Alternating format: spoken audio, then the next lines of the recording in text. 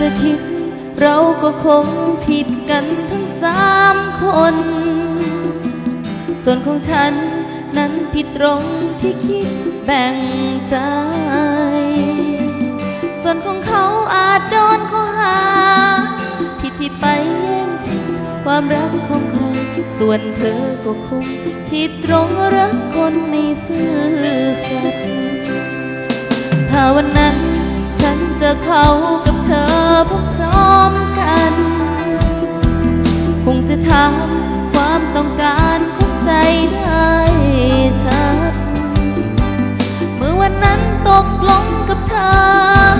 มาจะเข้าทีหลังก็เลยอึดอัดไม่ว่าตัดเขาหรือเธอก็ทำไม่ง่าย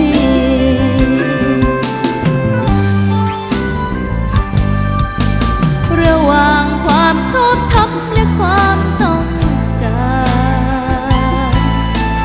ฉันจะยืนเส้นกลางควรข้ามไปฝั่งไหน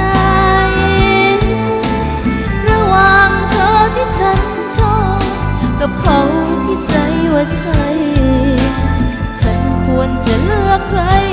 ช่วยบอกฉันที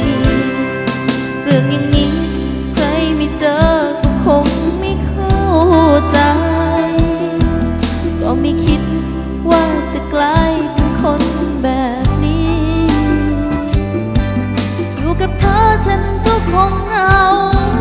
อยู่กับเขาก็กลายเป็นคนไม่ดีโจทย์นี้ตอบข้อไหนก็คง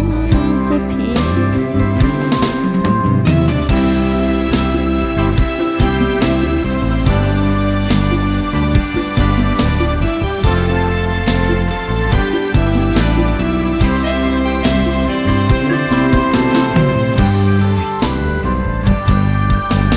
ระหว่างความชอบธรรมและความต้องการฉันจะยืนเส้นกลางควรข้ามไปฝั่งไหนระหว่างเธอที่ฉันชอบกับเขาที่ใจว่าใช่ฉันควรจะเลือกใครช่วยบอกฉัน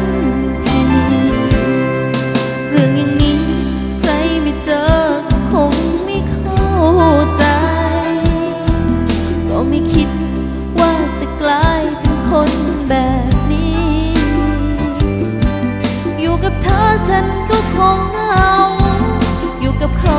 ก็กลายเป็นคนไม่ดีโจทย์นี้ตอบข้อไหน